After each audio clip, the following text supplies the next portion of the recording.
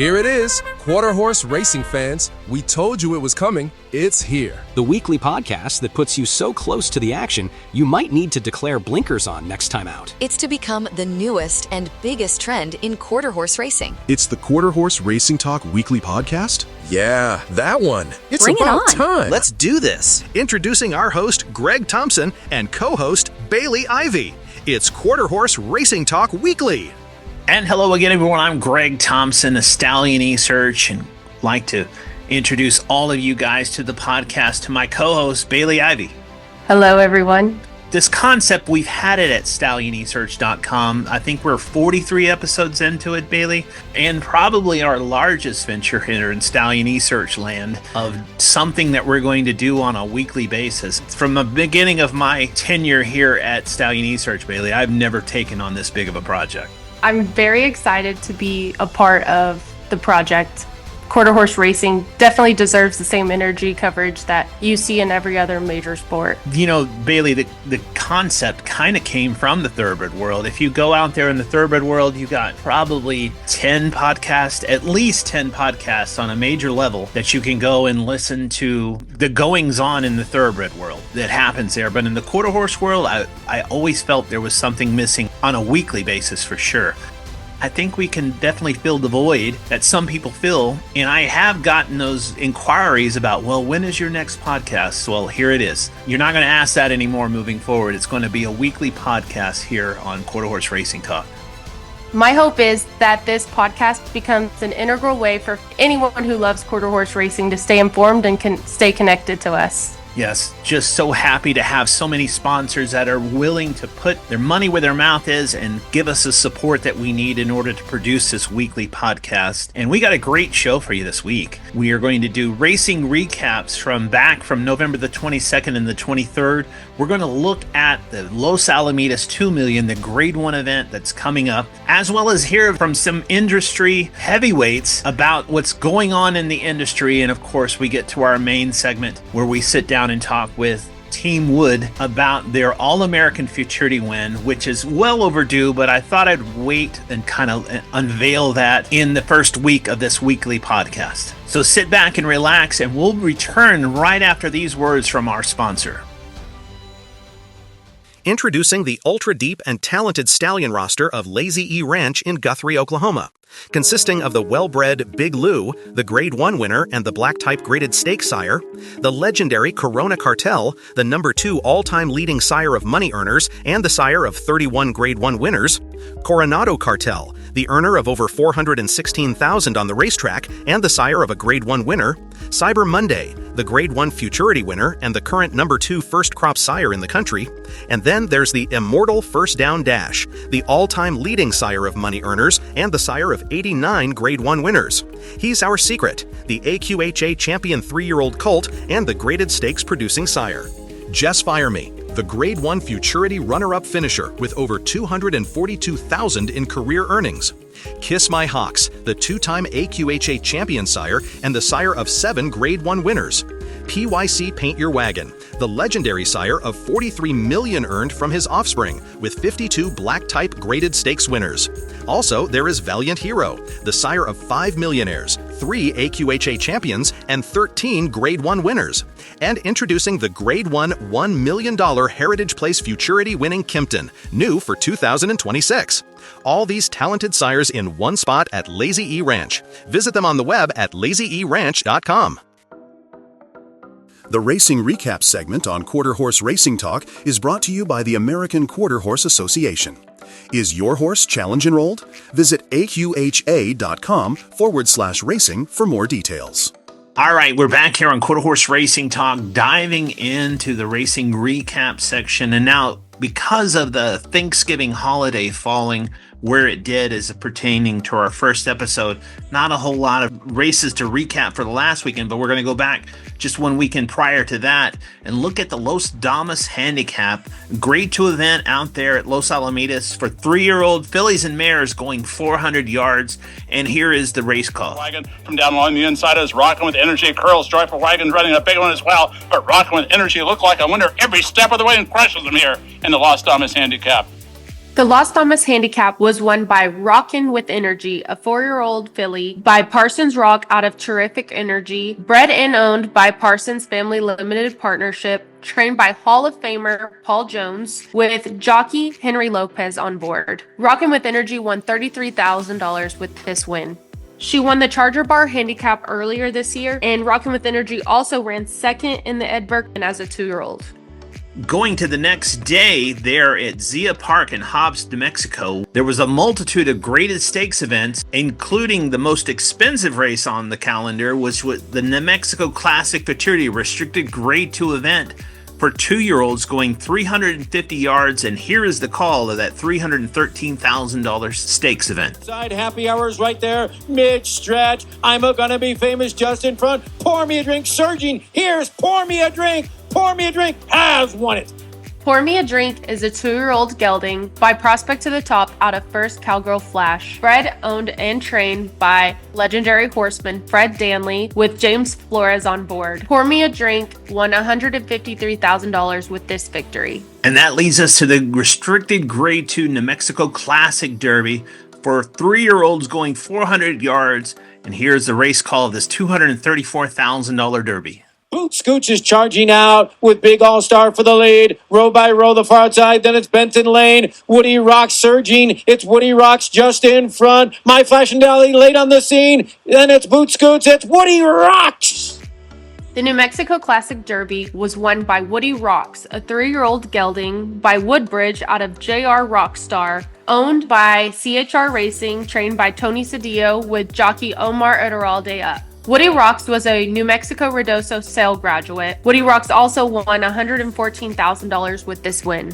And that leads us over to another restricted Grade 1 event that happened on the 23rd of November, the Name Him a Streaker New Mexico Classic Quarter Horse Championship there at Zia Park for 3-year-olds and up, going 440 yards. Let's listen to the call. Is in traffic, mid-stretch. Big Pitcher has the lead. Jesse's Wish, far outside, Pavel, but it's going to be Big Pitcher. Big Picture has won it. The Name Him a Streaker New Mexico Classic Quarter Horse Championship Stakes was won by Big Picture, a 4-year-old gelding by Big Daddy Cartel out of Azteca, owned by Uno Minos, trained by Wes Giles with jockey Noe Garcia Jr. on board. He was a Redoso Sales graduate, and he's also a half-sibling to the world champion Asher. To close out the recap section, which is the restricted Grade 1 New Mexico Classic Quarter Horse Filly and Mare Championship at Zia Park, 3-year-olds and up, fillies and mares going 400 yards. Let's listen to the call. BBW Dance in the Moonlight up the inside, mid-stretch. Flash to the Glory is in front. Outside, Chicka Boom Babe. Far outside, Copy of Jess. But it's Flash to Glory all the way in the Filly Mare Championship. The New Mexico Classic Quarter Horse Filly and Mare Championship Stakes was won by Flash to Glory, a 5-year-old mare by First Moon Flash out of JP Glory B, bred, owned, and trained by David Meredith with world champion jockey Christian Ramos on board. Flash to Glory has won this race now 2 years in a row. She won $117,000 with this victory. And that closes out the Quarter Horse Racing Talk recap section here on StallionESearch.com. We'll be right back after these words for our sponsor to hear about the preview of the upcoming stakes events. Brought to you by Purina Horse Nutrition. As Purina Horse Feed makes a difference you can see. Go to purinamills.com/horsefeed to view all of their feed products for your equine investment, as you really will see the difference with Purina. Standing in New Mexico for 2026, the Grade 1 winning and Grade 1 producing Uncle D, the son of the legendary sire Caroma Cartel out of the super producing mare Little Surfer. As Uncle D was the Grade 1 Rainbow Futurity winner in his racing career, as well as a 2-time AQHA racing champion. But he is also now a Grade 1 producer, having sired Grade 1 Remington Park, Oklahoma bred Futurity winner Heaven's Uncle. In his 2 years of having runners on the track, Uncle D has been at the top of the leaderboards for the first crop sires, and now ranks as one of the top second-year sires in 2025. Standing at Prestige Equine in Roswell, New Mexico, and no doubt about it, a flat-out stakes-producing sire, Uncle D. The Racing Preview segment is brought to you by the 2-time AQHA champion standing at the Louisiana Center for Equine Reproduction, Eagles Fly Higher. Check out his stallion page on StallionESearch.com. All right, we're back here on Quarter Horse Racing Talk, diving into the preview section. Looming out there in Southern California is a great big weekend. We are both able to go out there for the Champion of Champions and the Los Alamitos 2 million on that December 13th and 14th weekend. And Bailey, you've been out there before, and I believe you've seen one of the Champion of Champions when one of your visits out that way. Yes, I went for the Champion of Champions and the Los Alamitos 2 million in 2023. And that was the year Train Station B had won it. And I think that weekends like this are so special. Yes, Flashback, I believe, won it on the Champion of Champions side. So Yes, stellar weekend that it was then. Hopefully we're going to have a stellar weekend. When we're looking at the 2 million on the preview section this week, we're going to be looking at the Champion of Champions next week. But let's dive into this grade 1 event. It's the big one at the end of the year and has the same buzz for me, Bailey, as the All-American Futurity. You can't replace the All-American Futurity as it pertains to the prestige and the atmosphere around it and the excitement level. But my gosh, the 2 million does provide that. It gets pretty darn close. The All-American for me is like home. So I think that the buzz and everything is there, but getting to travel to a new place and be at a prestigious race like this is pretty exciting to me. All right, let's get into it. The top 2 horses, the headline makers in this field, without a doubt, are Enforce and Political Twist. Let's look at Enforce first. Enforce is the Golden State Million winner, the $675,000 Ruidoso sales graduate. Out of that unbelievable bloodline, Bailey, this bloodline, it just can't do anything wrong in California. Chris O'Dell, actually, he has so much success with this bloodline. And when you talk about horsepower on paper, and then you're translating it to horsepower on the track, this is the cross that you talk about. Favorite Cartel and Remember Me Rose has been a gold mine in this industry. And Enforce showed that during his trial race. Yeah, so many full brothers to this horse Enforce that are some of them standing stud. Chris is one of those ones that doesn't like to talk or tout his horse before the race, feels that does not want to jinx himself, and totally appreciated it. He did share with me that Enforce was doing fantastic there out in California since coming out of the trial event, but did not want to get onto the podcast and talk ahead of time about the race, but said, if this horse wins, I'll give you an hour if you want it. An interesting fact about Enforce is 2 of his full brothers have already won this race. So it's just another horse in this bloodline that will continue the history. The other top headline maker in this event is Political Twist, and we're very familiar with this horse, Bailey. We saw him out there in Ruidoso, the runner-up in the All-American Futurity, as well as the winner of the Ruidoso Futurity, and he also did great things earlier in the year in the West Texas Futurity. Yeah, Political Twist is by one of the top sires in the country if you look at the StallioneSearch leaderboard. And like you said, he has done tremendous things all year. So he's already done so much. He's already won over $1 million. This Ruidoso sales graduate just doing wonders here in California towards the tail end of the year. We had the opportunity to get on the phone with trainer Xavier Rodriguez, trainer for this big talented runner going into the field for the 2 million. On the phone with Xavier Rodriguez, trainer of Political Twist. Thanks, first off, Xavier, for being on the phone with us here in Quarter Horse Racing Talk. Talk to us about Political Twist, the kind of analyze that trial race going into the 2 million. Well, to be honest with you, it was a little nerve-wracking, like him being first time out here under the lights, especially being so far away from New Mexico. And we worked with him a lot, taking him out in the morning, seeing the lights and stuff. But it's always still nerve-wracking when it comes to race time, you know? And then being such a long, not as long as other people, but pretty long from his All-American race. And we gave him a breeze.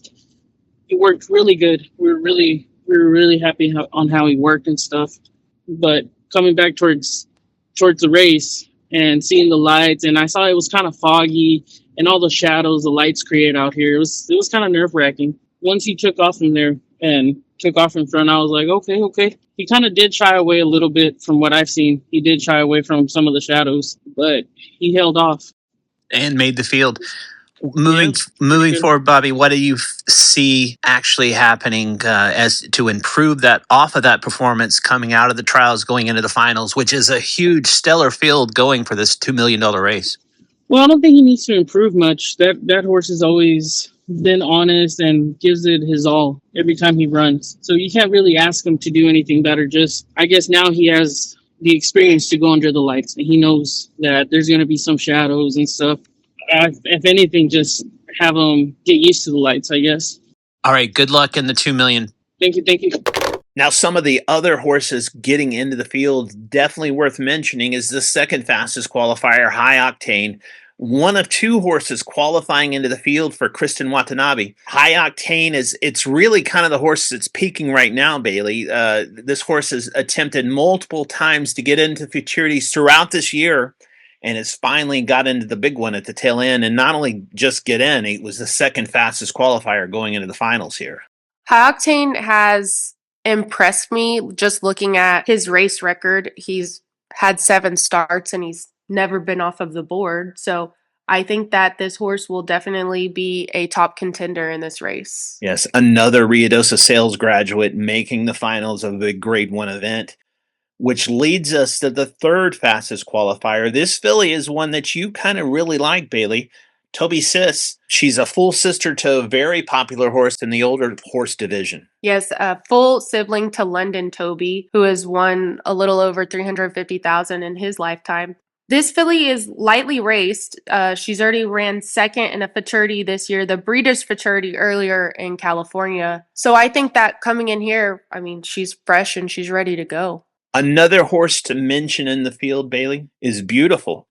This filly, winner of the Robert Adair Kindergarten Futurity early in the year, had all the buzz around her. If you watch that race, that horse took off like a rocket. It's hard not to have gotten onto the bandwagon of Beautiful.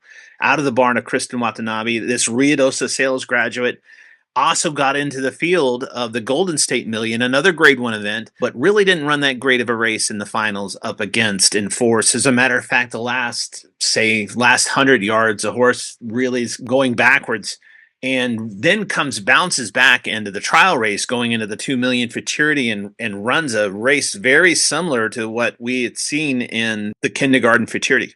It seems like a lot of the horses in California that are running these futurities that stay in California, they don't race very much. This filly is another one that's lightly raced, so it'll be interesting to see how she comes back. Looking forward to this big event, the Los Alamitos 2 million futurity, a Grade 1 event. A lot of season-ending honors on the line here going forth in this 400-yard event. Yes, I couldn't be more excited to go, and StallioneSearch will be there on site to capture all of it, the stories and the history in the making.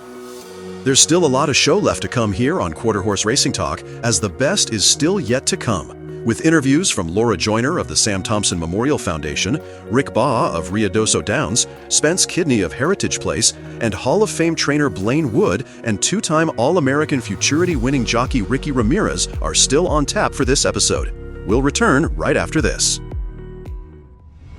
Talk about a blockbuster list of stallions standing at Royal Vista Ranch in Wayne, Oklahoma.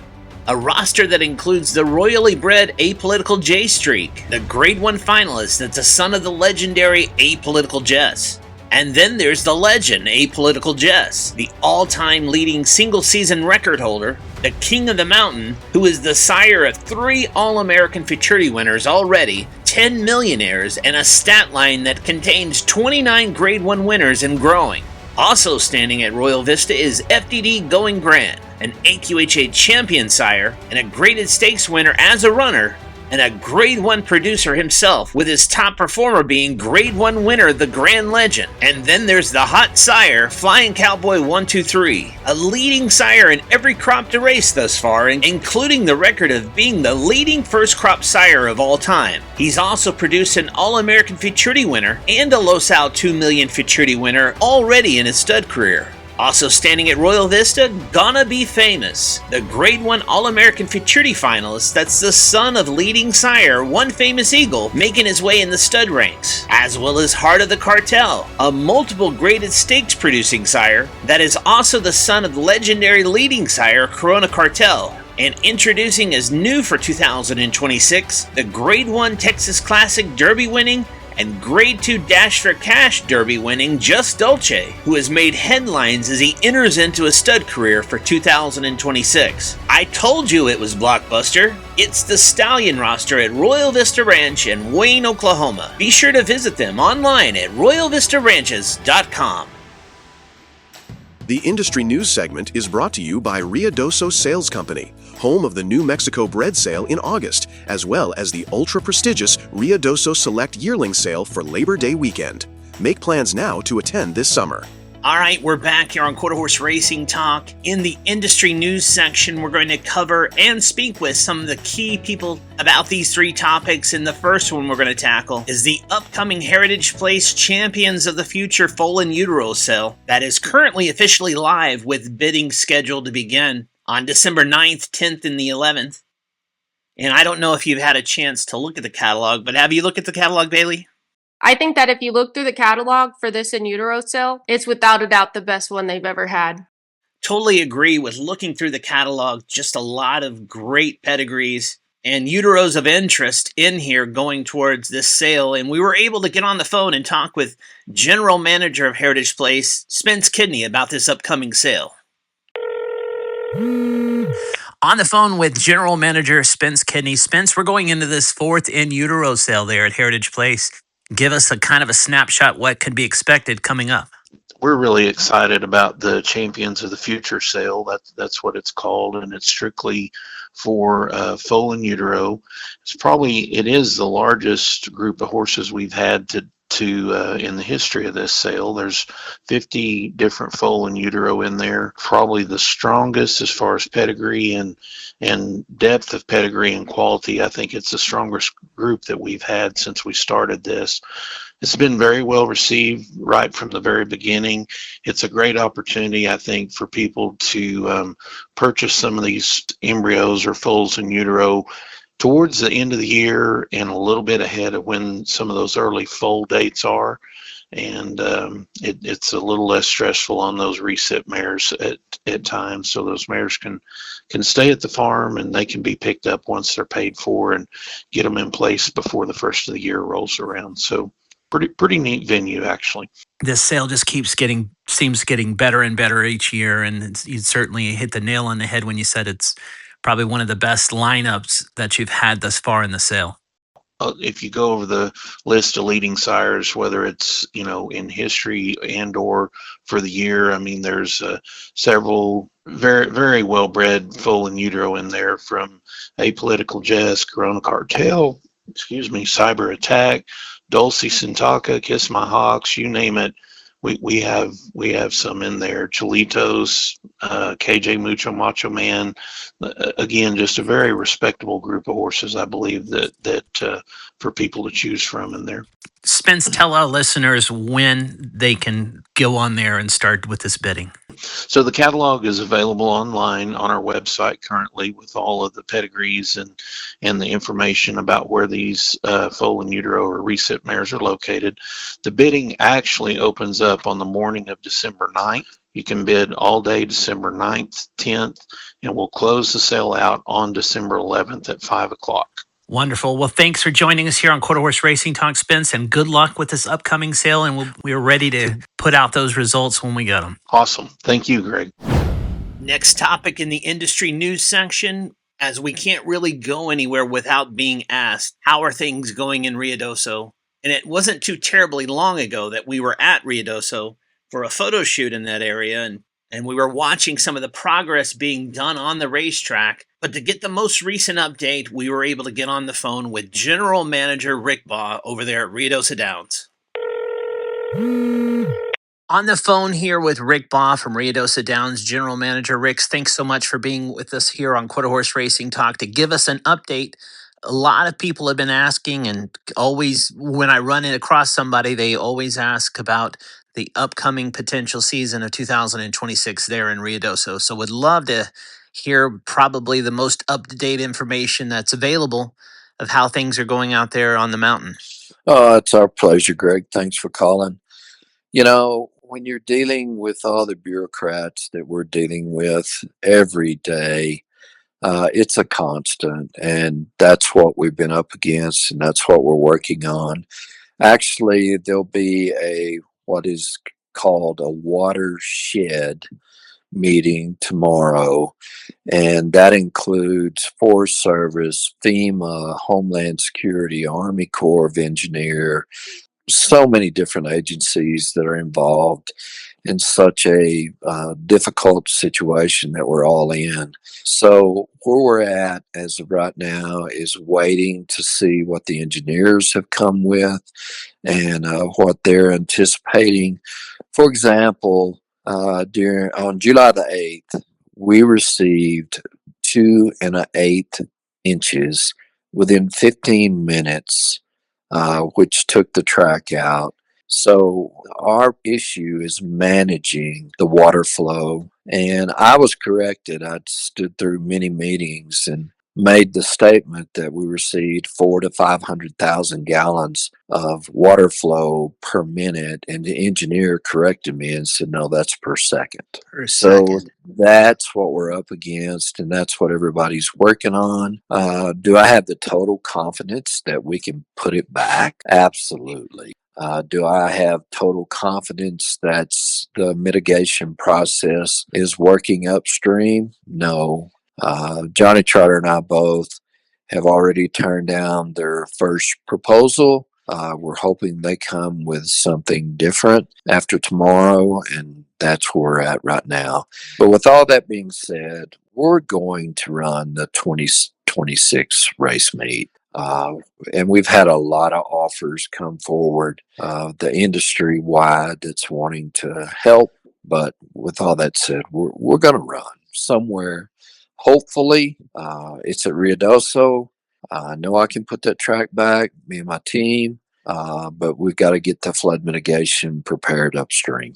Well, Rick, thanks so very much for sharing it here on Quarter Horse Racing Talk, the most up-to-date information about Ruidoso. And definitely throughout this process of getting closer to the meet, we'd love for you to kind of chime in and give us an update as often as something's really important to tell the industry. We'd certainly love for you to do it here on this platform. Well, I hope that I can be the bearer of good news, and that's what we're fighting for daily, 7 days a week.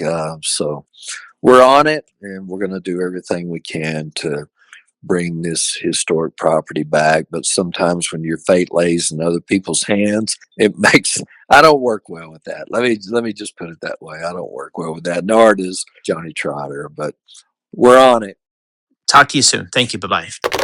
All right, next up here in the industry news section, I get on the phone with Executive Director of the Sam Thompson Memorial Foundation, Laura Joyner, and talk to her about the upcoming January mixed sale stallion auction that benefits the scholarship fund for the Sam Thompson Memorial Scholarships. All those scholarships go out to students with ties to horse racing, and the industry rallies around this fund by donating stallion seasons to some of the top stallions in the nation.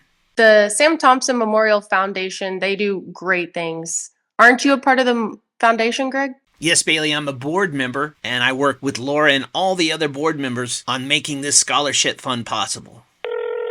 All right, on the phone with Executive Director of the Sam Thompson Memorial Foundation, Laura Joyner. Laura, tell us a little bit about this upcoming stallion auction sale going through the sales ring at the Winter Mix Sale in January.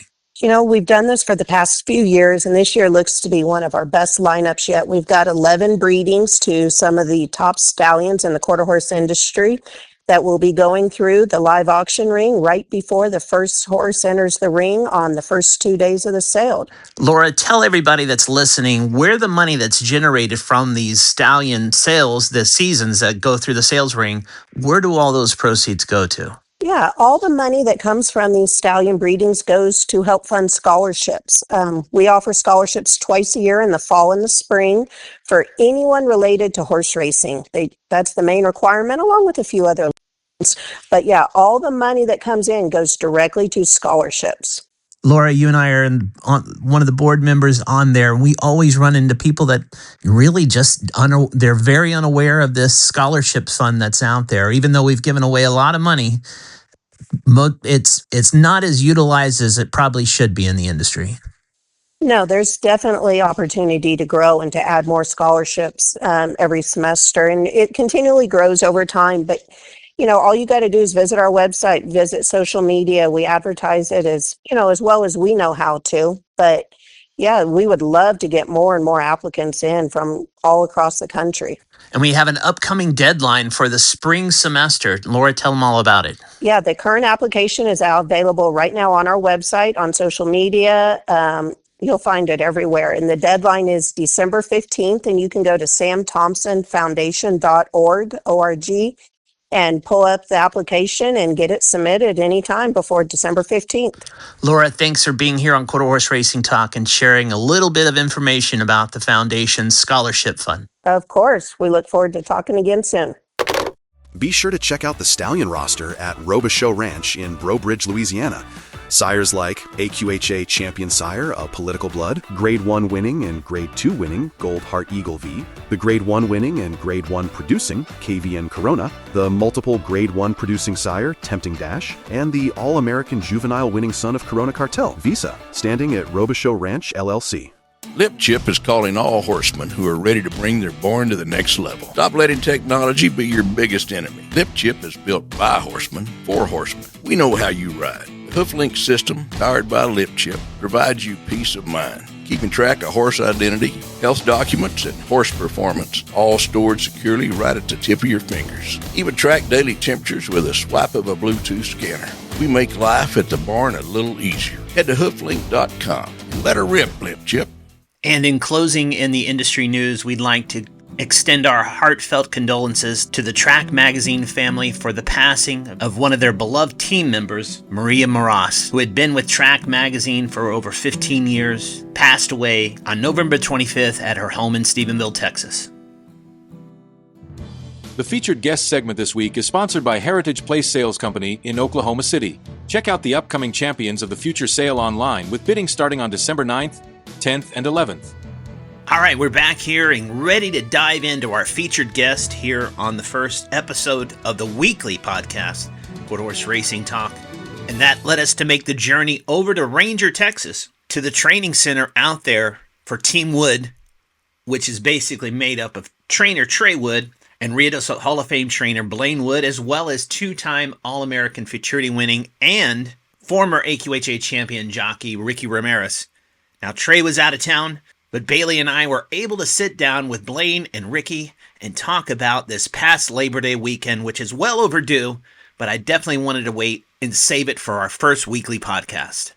Hey, you two. So glad to be here in Ranger, Texas, to talk to you two about King of the Tide. I know you both have been busting at the seams, waiting and anticipating these conversations with me and Bailey, and here it is. Yeah, we couldn't wait. They finally showed up. Yeah, and it only took me for about 40 minutes to set up this stuff, and you complained the whole time. An hour and 40 minutes. Yes. As Blaine pointed out, what else you got to do? You can't go eat anything. He's not going to gallop anything. Yes. So.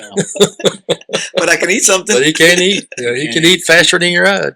We're here to talk about the All-American Futurity win for 2026. It's been a great year for the both of you, of course, with Trey as well. Trey's not unable to be here with us. Blaine, I'd like to get started with that first. It's kind of get the origin of the team. It's a team concept, and you're starting to see this a lot in quarter horse racing, like the Gonzaleses, yourself and Trey, with the Gonzaleses, JJ and James, and even now Sebastian. It's more of a team effort, and that's kind of what I would like to kind of start out with, kind of you describing how the Wood Racing Stable operation kind of works. I think it's a family oriented, and you can I think be more productive when you have family members involved, and it's their livelihood as well. They take it very serious because it's what pays the bills. I just think the family is closer. We're real close knit, obviously, but I think everybody's got their own duties, their own jobs, and they know their place in line, if you will. And what more way to me to have fun? It's not a job. I shouldn't say it's work, but it is. It's work, but it's. I just think if the family's involved, and I think you're more productive. Trey and I were best friends. That helps a lot, and we do pretty much everything together away from racing. But he's raising a family now, which is really, he's got 2 kids a year apart. That's harder than training 100 head of horses. I promise you. You get 2 kids in diapers, that's a chore. I'm a proud grandparent, but oh my goodness, them kids, chasing them kids, that's harder than training 100 head of horses. Blaine, kind of talk to us about the origins of this horse, King of the Tide. Todd Bradley and I, we was wanting to try to buy a New Mexico bred that's obviously was good enough to win the All-American. Because that's been my goal, to buy New Mexico bred, because I always thought they was a little cheaper, if you will, or less value when you buy them. But that was what we've been was trying to do, and I know it makes us look smart now because we did it. But we went to MJ Farms because that's where a lot of those great horses are that you have to go and compete with, or can compete, I think. And I've had a lot of success with that family. I had Mr. Riptide, who I bought for a hell of a lot less than what we did on King of the Tide. But that's where it started. Todd and I went to try to find look at all the horses, and we picked him out. And Todd and I looked at each other when we seen him, and I said, well, that horse there needs to be in our control. We need to buy him if he just don't get astronomical. I think we give 130 for him. You did give 130. What did you see that brought you to that point? New Mexico breds historically are not that expensive, as you pointed out. Right. But certainly getting more valuable as these futurities get larger. What is it that you saw in this horse that you can recall? I know you see a lot of horses during that. Yeah, we thought we was wanting something to go down the racetrack, and he looked like one that was stretched out, long, and what I call slab-sided. He wasn't too thick. He wasn't I always say there's Volkswagens and Cadillacs, and he looked like a Cadillac to me. He's very well conformed and balanced, all that stuff. But mainly he was real long. And you get a horse that's really long and kind of lean, I think we're totally getting away from the rope horse, quarter horse looking style of horse to go the distance. And that's what I seen. I said, I like him. I like him a lot. Of course, Todd obviously agreed, and that's how it got started. Ricky, when was the first time you kind of put eyes on him? When you first remember this horse coming into your life? It was around this time, Greg, about December of last year. I remember walking in the barn, and there was the groom told me, he said, "This is Mr. Riptide's, half brother." So right away he caught my attention because Mr. Riptide's been one of my favorites. He ran second in the All-American 2019. So when they pointed that out to me, that it was out of the same mama, he was one to keep an eye on, and we did. I do remember. Can't remember exactly the very, very first time I got on him, but I do remember throughout the season while we were breaking him, he was one that I always kept an eye on. At that time of the year, when you first got a few, say you got more than a few horses to get on, when did they start standing out for you? And obviously, when the next question would be is, when did he start standing out for you? It's hard for a horse to really, really stand out at the farm. Blaine tells us work him 100 and go about 150 next time, 200 yards max, because they're still young in the season. We're talking about January, February. Early in the year, you really can't get all the talent out of them. We're more teaching them right now than actually asking them for their full potential. But I could just tell just the long stride that he had, that he wanted to go down the track. If I'm not mistaken, he probably got beat every time we worked him here. But he was the first one to the turn. That would tell you that the horse wanted to go the distance. And that's what stood out to me, because in order to win the All-American or one of the big futurities, the Rainbow, the Classic, the All-American, you need a horse that can go quarter of a mile, 400 yards to a quarter of a mile. And he was showing that to us. Tell us about King of the Tide, like the beginning of his career. Well, we had high hopes for him. Going back to his family tree was one of the main reasons. Like Blaine said, that's the reason he bought the horses, because of his mama and the success we had with his half brother, Mr. Riptide. So whenever I got called, because Blaine split the barn up, well, Trey and Blaine, they sent half the horses to Oklahoma City and half the horses to El Paso, Sunland Park, and I chose to go to Remington Park. It's closer to home where I live. And our assistant over there called that he was going to enter the horse, his very first out, going 250 yards. Well, over here at Remington, I was told that we're going to enter another horse. So I was like, why fly all the way to El Paso when I'm already here? Plus the horse is going 250 yards. I'll catch up with him when we could go 350 or further. And the horse proved himself. He won going 250 yards. So that's when we were like, wow, this horse might be the real deal, like we were hoping for. With you being the first call rider, do you, even with some of the wood horses that you're not riding, are you kind of keeping an eyeball on every horse that goes down the racetrack that you potentially might have the chance to ride and down the road? Yeah, I do. I'm a team player, so even if I'm not on that horse's back, I want the team to win. I mean, there's no reason why I would cheer for a different team whenever I've been working with this team for 18 years. So it could be Ruben on his back, Oscar Andrade on that horse's back, Alan Hernandez. It don't matter. But if it has Wood Racing Stables blinkers on, of course I'll be cheering for that horse, and I do keep up with. What was your take of that first 250? You mentioned that you kind of needed to put a start in the horse. Well, I'm going to throw Todd underneath the bus right here, Bradley. We thought he was in the New Mexico Spring Futurity, and we missed a payment. And which it turned out it worked great because that saved us an extra race down the road, which that could have been the All-American. I said, well, he's in the mountaintop, so we need to get a race in that horse. I feel like, he was dead ready to run in the trials for the New Mexico Spring, and we had missed a payment, so we had him set up to run in that. He was ready. He was gate broke. He had the qualified works. He was sound, had everything set up, and then that's why Ricky really didn't get to ride him, because we threw him in a maiden race on a non-trial day, if you will. But anyway, we just thought we was going to give him a race. Of course, obviously, yeah, you want to win. You want to win every one of them. But we thought, let's give him a race, and that way at least we won't have to work him for free when we get to Ruidoso and waste a work or gating at Ruidoso. We'll have that racing him, and then he just blew him away at 250, which he broke good day. He did everything right that day, and Alice done a great job. It works for us, helps us. And he qualifies for the mountaintop, and he don't break real sharp. Barely gets beat. JJ and him beat us, and congrats to them for outrunning us in their horse luxury, which was a great race. But we knew right then, that's when I realized that we really have a contender, because he was mowing him down. He fits Ricky to a T. I think Ricky rides better. The further you go, the better Ricky gets, in my opinion. Don't tell him I said that. Yes, I was going to say, some probably could have seen that mountaintop as rider error, but we're going to move on. Yeah, we'll move on there. Yeah, I think if it hit him left-handed, picked his head up, I think it went. No. I admit to that. I think Ricky was upset that day, really, when I got to him, and he ran second. And Ricky was kind of pissed off. And, of course, he said, it's my fault. That's why he is catching him. He just didn't break that. And he says, no. It's my fault. Well, hold on. What did you mean it was your fault? You didn't miss that opportunity. Well, the horse, he didn't break very sharp in his trial. Ran third. Right. To be honest, he disappointed me. Yeah. And he still got, we were still lucky enough to qualify. I think we were like 9th or 10th fastest qualifier. Yeah. We had high hopes for this horse, and then he disappointed me in his trial, runs third, gets beat probably 2 lengths. And it was a sloppy day. I mean, he ran in the rain. So we're like, okay, I guess we'll give him the benefit of the doubt. So going to the finals, and the horse breaks. The horse breaks good, but he still broke way better than what he did in his trial. And I kind of got excited. I kind of tried to take advantage of the situation. The horse was on his left lead, which with my experience, I should have known better. But I still hit the horse. I asked him for some run with my right hand. The horse ducked in, which I kind of seen coming before it even happened. Just the horse was running on his left lead. So I did that mistake.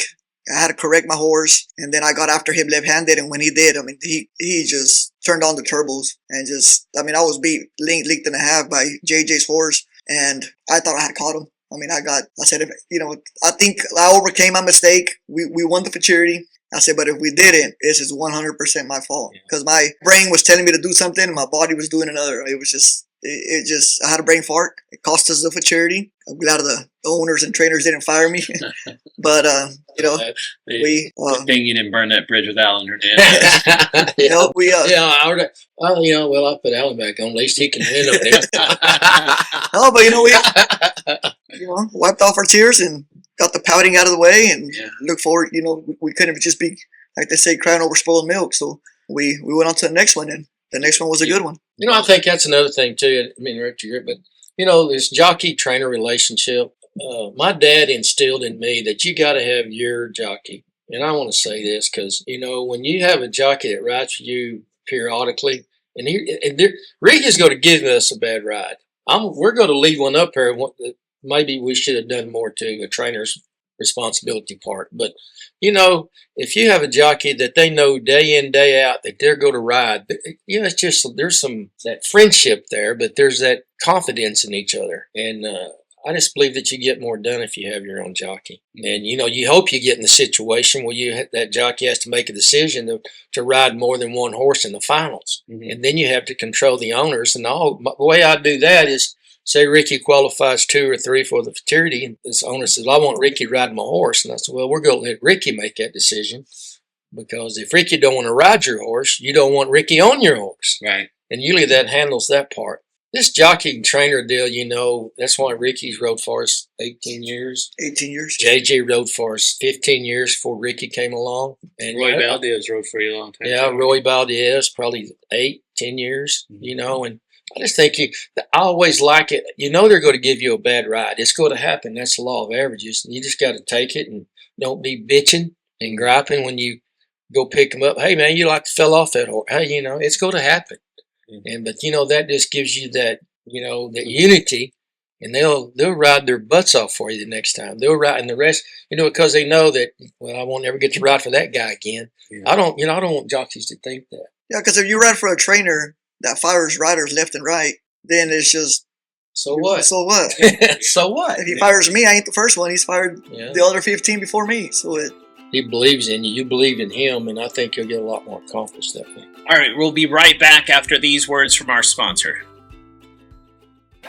Introducing a standout sire at Dunn Ranch in Wynnewood, Oklahoma, Chalitos, a leading son of legendary apolitical Jess, who is making headlines in the quarter horse racing world. How is he making headlines, you ask? Well, Chalitos is producing big-time runners like Grade 1 $1 million Texas Classic Futurity winner Holy Guacamole. In the mix as well, Holy Guacamole wins the Texas Classic Futurity. And that's not all, as Chalitos has a roll call of graded stakes winners from only 2 crops to race, like Relentless Politics, winner of the Grade 2 Firecracker Futurity, and Dr. Pepper 123, winner of the Grade 3 Sam Houston Derby. Plus, he's taken the Pain Horse world by storm by producing Grade 1 winners like Flying Chalitos, winner of the Texas Hero Futurity, and JC Speeding, winner of the Speed Horse Graham Paint and App Futurity, both of those Grade 1 events. But Chalitos is just one of the talented sires at Dunn Ranch, which boasts a roster that includes A Revenant, Apolitical Victory, In Hot Pursuit, Juice is Loose, PYC Fun and Fancy, and introducing for 2026, the multiple Grade 1 winning Stanley Cartel, who rounds out the powerful stallion lineup at Dunn Ranch. Be sure to visit them at dunranch.com. All right, back to the show. Okay, we're back with Blaine Wood and Ricky Ramirez here on the Quarter Horse Racing Talk. Ricky, after the floods happened in Redoso Downs, King of the Tide moved to Albuquerque. How did he transition to moving? He settled in well. It seemed to, I almost want to say he liked it better there, the climate, than he did in Redoso. Just his body language. I mean, the horse, it was either, movement of location or he was just peaking at the right time. But whatever it was in our benefit. The horse started looking good, started putting on some weight. I mean, the horse just blossomed there. He just started looking like a completely different horse than what he did back in June. So that got me pretty excited. With the way this guy closed in the Mountaintop Futurity, you guys had both had to be salivating with the thought of going 440 yards. Oh, heck yeah. Yeah, I thought after that, we wanted to win, obviously the Mountaintop, but it wasn't like it was the end of the world. Horse come back good, and of course, then, like Bailey was talking about, we had to move to Albuquerque. That wasn't all bad. Albuquerque's been pretty good to us. They moved us last year, and we win the All-American Oaks, which, that was a great deal. And now this year we go back and win. Now, I may tell Trotter when we go to move back to Albuquerque. Please. Yeah, I was just totally joking. Albuquerque's been pretty good to the wood racing, and because of those 2 big races. But I'm kind of like Ricky on that transition. I think the horse was peaking. I think you could have moved him to Hong Kong. But I think at that time he'd figured out he'd put on weight and the distance definitely. I mean, what y'all think? Did y'all think the distance would help that horse, Bailey, when you watched him run? Yes, I did. Yeah. One of the things about him closing like that, there's so many horses that are doing the moonwalk the last 100 yards in going 350 or more, and to see him closing with Ricky, especially after I saw you made that mistake on the horse, really coming and trying to catch that horse at the end there. I mean, getting ahead of ourselves here. Go back to the trials of this All-American Futurity. We were there 2 straight days, and we've come zooming past the finish line on King of the Tide. You told me that you had felt like, you could tell when you're going fast and when you're not going fast. And I'm sure you've been deceived, or I'm sure you've come back and thought you had gone fast enough to qualify, and here you running a slower number than what you had expected. But tell us what you felt coming back from that All-American trial effort. Oh, it's just great feeling. Setting a 21 flat, that's almost guaranteed that you're a qualifier. I mean, when you run in those times, I don't think I've ever seen a horse not qualify running a 21 flat. So it was almost like we were guaranteed we were going to stay in unless Mother Nature just completely turned around on us. But going back to what we were talking about earlier, I wanted to win a big futurity for the Bradleys. They had never won a big futurity, so that was my goal. Of course, to win the All-American, and it could have been any horse, but it was just very special to me that it was for the Bradleys, because I had cost them the Mountaintop Futurity, so I wanted to redeem myself, and sure enough, there we are. Go a little further on that. The Bradleys, Todd and Gene's the father, he's had health issues the last few years. He's doing quite well now, but Todd had come to me and he said, I sure would like to win my dad a futurity. I said, well, me too. I'd like to win him a futurity. And because that was our goal, we bought extra horses, spent a little more money than what was normally had planned to try to, we're trying to get as many eggs in the basket as we could that we could afford. And then to win not a futurity, but we won the futurity for Gene. And of course, we forget about Ware, who's in on it too. He's a friend of theirs that just whatever Todd wants to do, Ware's in. And so it was quite lucky, if you will, but it all worked out. I think it was meant to be a divine intervention, if you will. Yeah. But it was great. And of course, I told Gene and the picture taken the next morning, I said, you need to start rehabbing and get in shape because we're going to do this again. So it's kind of a great moment. That's anybody in the quarter horse industry that does not want to win that race, they're in the wrong business. If you're in the quarter horse industry and you don't wake up in the morning, my wife will tell you, it's on my mind 24/7. Oh, your wife will tell us a lot of stuff. Probably going to tell you stuff that we don't need to know about, but we're talking about racing. Let's that's a racing podcast. That's another podcast. Yeah. Hey, she's right there in the background. Yeah, we got an extra microphone. Special guest next week. Yeah, there you go. It'd be a divorce court. Yes.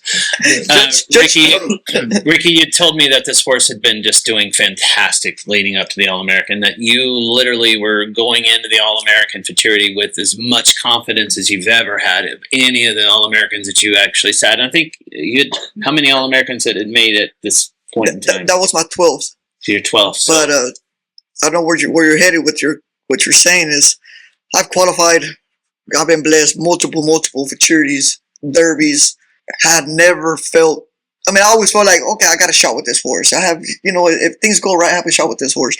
I'm talking about, in general, just in the past.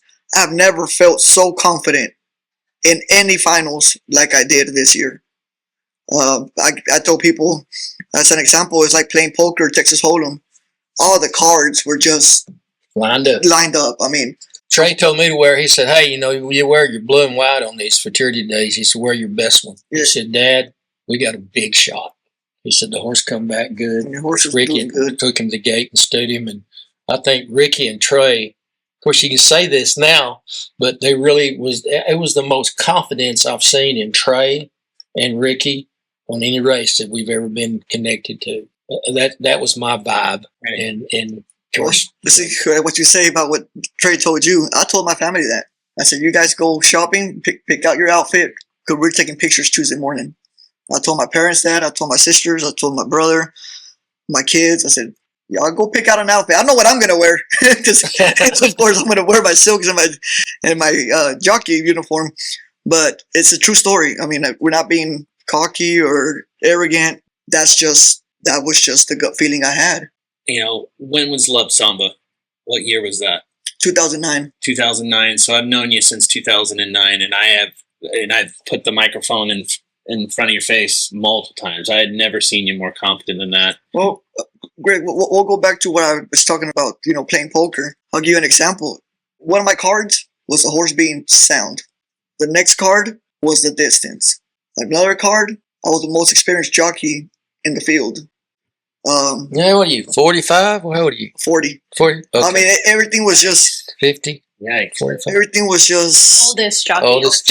Oldest jockey. I don't know about... Experience, not oldest. Experience. Is there an older jockey in the field with you? No, he was over in his 20s. I was 40. The oldest jockey. They feel sorry for you, cuz. Hey, that's fine. I walked out with the check. They always say you're a money jockey. You ride maiden races like... You got there, yeah. Don't put him on a maiden race. Put him in a futurity trial. I appreciate you being honest, man. Yeah, nothing like honesty, buddy. Tell us what you really think. Yeah. Gosh darn it. Yeah. Let's talk about the All-America. Who did y'all pick? Who do you think the winner? What was Bailey's? Your opinion? What do you think was the winner? Who was your? If you were a gambler, who would you have bet on that? Political twist. I would have bet on political twist. I would have. I mean.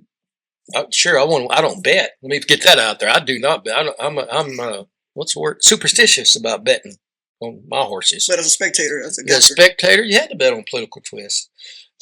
Horse was doing great. Got good connections. They knew their horse. They got the same. He was undefeated. Unbeaten. Had I think they picked a good gate for that horse. Yeah.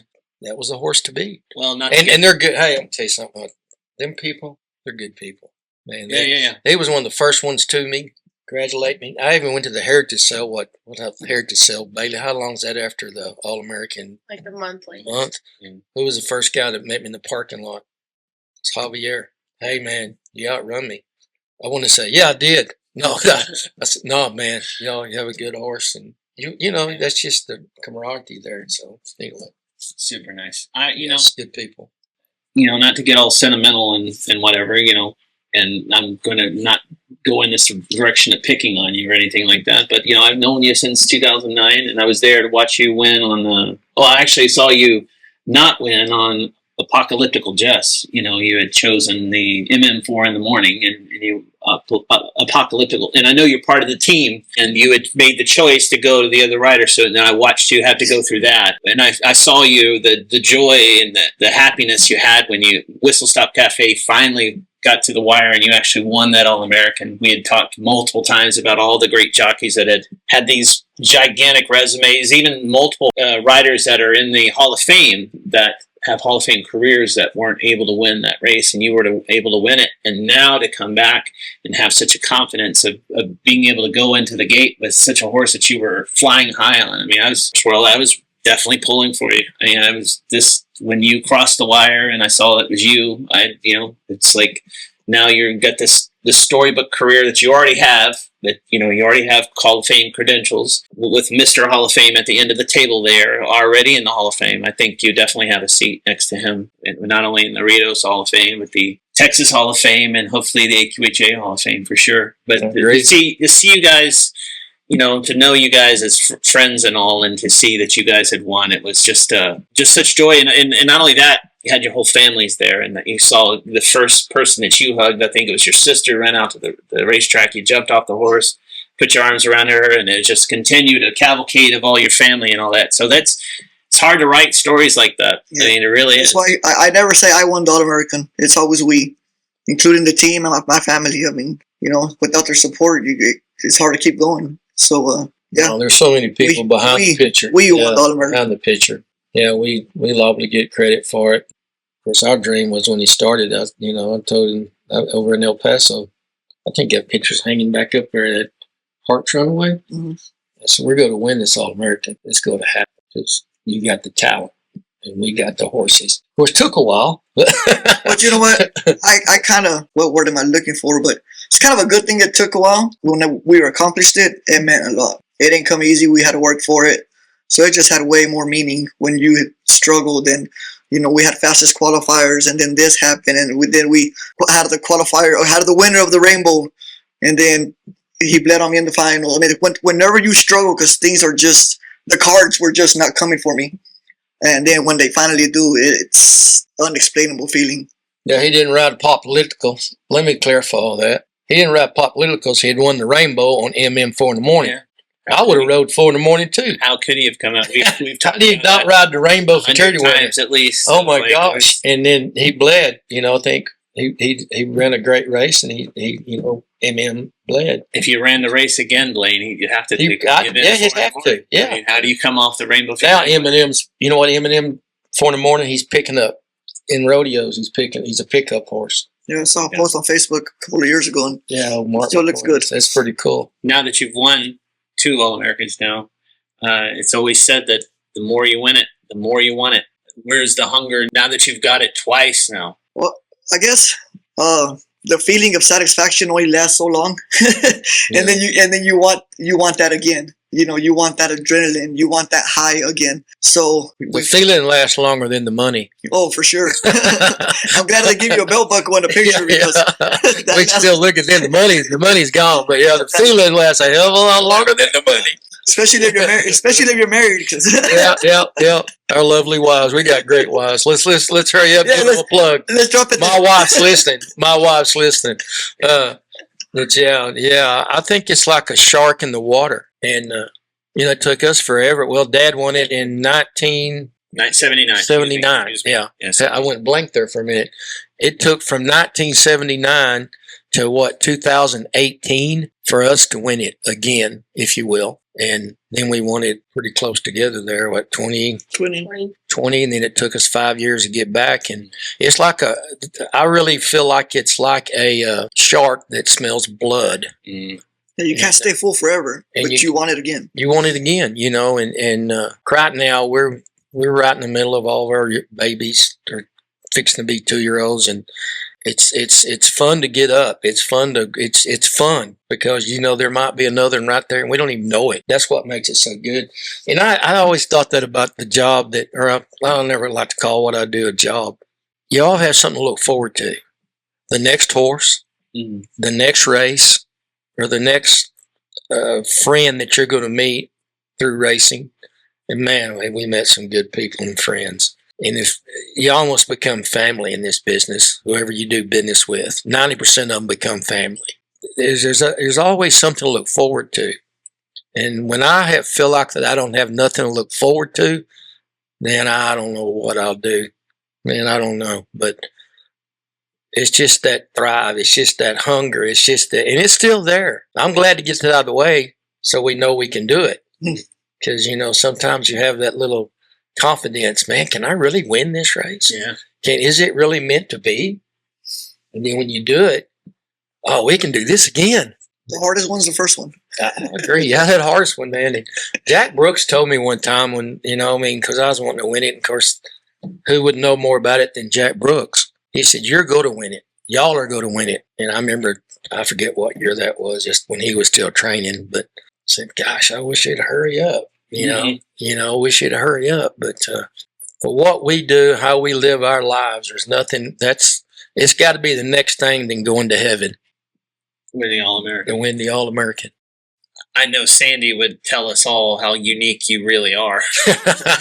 Like I said, that's another podcast. That's another podcast, yeah. However, your perspective, no one shares your perspective in quarter horse racing history, that you watched your father win it, you've won it, and now you watched your son win it. And then hang in there long enough, you got grandsons coming up that want to be involved in this sport as well. Talk about the joy of watching the son win, because you had always told me that you had won it twice, and you said now it's Trey's turn. Well, Ricky said it a while ago, and what you have to have, in my opinion, you have to have goals, and you need to set those goals. And when you reach a goal, you better set another one. When we won that one in my name, I said, man, I want to win this again. Well, we was lucky enough to do that. Then I said, well, now I want to watch Trey win it while I'm still alive. It's almost surreal to see him win it in his name. our goal now, I like to see him win it again. And this is our next goal. I like to see Trey be a champion trainer. We've done that. We've won the All-American. We want to win the All-American. If I had my choice, somebody asked me that one time, if you had your choice between champion trainer and All-American, oh, man, that's an All-American, every time. The All-American doesn't come down to votes. Yeah, that All-American is the All-American, you won the All-American. I mean, I will skip futurities to win that race. And we've won 5 rainbows. Yes, I'd trade those 5 for another one. Yeah. I promise you I would. Yeah. Well, I'm glad you were up there winning the AQHA champion trainer because you basically came up with the greatest speech of all time. What you did say. Ever at the AQHA. I'll recount this and maybe you can tell the audience here what you had to say. Blaine had been announced as the winner of the trainer award, and he went up, and Janet's line of questioning was, Blaine, you had 5 different grade 1 winners that year. Give us a perspective of what a great year you had, and you had the greatest response I've ever. I said, after that question, I said, well, we started with 150. Surely 5 of them can run. You throw enough against the wall, something's got to stick. What a tremendous perspective. Thinking, man, if you get enough of them in here, something's got to run. That's what you did with the Bradleys this year. Yeah, we brought, we probably bought 20 head. God's going to say, be quiet, don't tell everybody how many we bought. We probably bought 20 head, and one of them can run. Hey, but we're on a roll now. That one stuck at the right time. He broke us even. I can make you. I can make you a millionaire in this quarter's industry if you start out a billionaire. Like I said, you both individually have been on the podcast multiple times, so we so appreciate you guys being the first down the pipe. And really, you earned the spot. You weren't the chosen few. You earned it because of the All-American win, and certainly love to have you back on after the next All-American win. And so maybe this time next year, let's set a date. What's today? No. Sounds good to me. Yeah, so it's you got to have a goal. That's a goal. Hey, Blaine, how old are you really? 6, 7. 6, 7. Thank God we can edit that. That's where I was going with it. 6, 7. I was Yes. 6, 7. All right, that's all the time we have here on Quarter Horse Racing Talk. And Bailey, I think we hit the mark on the first episode on our first weekly podcast. Well, hopefully we get better along the way as well. A lot of big races upcoming at Los Alamitos, and we'll be there, of course, to cover it and bring you the racing recaps, not only on this podcast, but also there on StallioneSearch, where you can watch the video recaps that me and Bailey will be doing from Los Alamitos. And on behalf of me and Bailey Ivey, we hope to see you next episode here on Quarter Horse Racing Talk. Hey, you didn't get enough? Well, here's some extras with our conversation with Ricky and Blaine. You got to give it that political twist. That's a great horse. That sucker is a good horse. And, I watch the race. I always watch the races kind of by myself, get away from everybody. And I watch a monitor because you can see more. And I really didn't know if we'd won it from watching the monitor. In fact, I thought we really run second from watching it from the monitors, because the monitor kind of gives you a different angle than the right across the wire, I think, at Albuquerque. But that's a heck of a feeling. Ricky, when did you realize you had won the race? When I passed the finish line. I mean, I had a soul. Is that when you did the fist bump in the air? No, never done it. I did it one time, 2008. Don't do that again. Blaine gave me a butt chewing, and he said, "You celebrate in the winner's circle, not on top of my horses." And ever since then, I'll tell you why. Let me tell you why. So you won't see me celebrating on top of my horses. When you celebrate going past the wire, it throws a horse off balance, and they can hurt themselves. And it's hard not to. I'm celebrating over as soon as they cross the wire. In fact, I threw my hat on this race, which I ain't done that. I've never done that. But I threw my hat in the air. He said, "I can afford another one." Yeah. Actually, this kid caught it. This little kid caught it over at Albuquerque and said, "Hey, Mr. Wood." I said, "I'll buy you a hat, but you can't have that." But no, on a serious note, celebrating as you're passing the wire, a fist thrown in the air, it'll throw a horse off balance. And a lot of horses are injured past the wire, pulling up, than they are actually during the race. Yeah. And so, but that's why Ricky said that. I forgot about it. And I know JJ one time he'd win me a race. And I remember the horse's name was It's an Easy Call. And he was doing that. And he got his butt chewed. Don't do it. You can celebrate and get back to one circle. We'll celebrate all night, but don't do it right then. And that's the reason I've always said that. If you can hold your energy, but I really believe that'll hurt a horse. One of the first interviews I ever did with Ricky when he qualified Love Samba, I was, at the end of it, I was trying to show him how to do it because I come from the thoroughbred world. I was trying to show him how to do the fist pump. And of course, he's looking at me like I was crazy because I've never been on a racehorse in my life. I don't know why. Maybe it was just obvious things that led him to that the discovery. But that was one of the first. I didn't realize Blaine had given you specific instructions.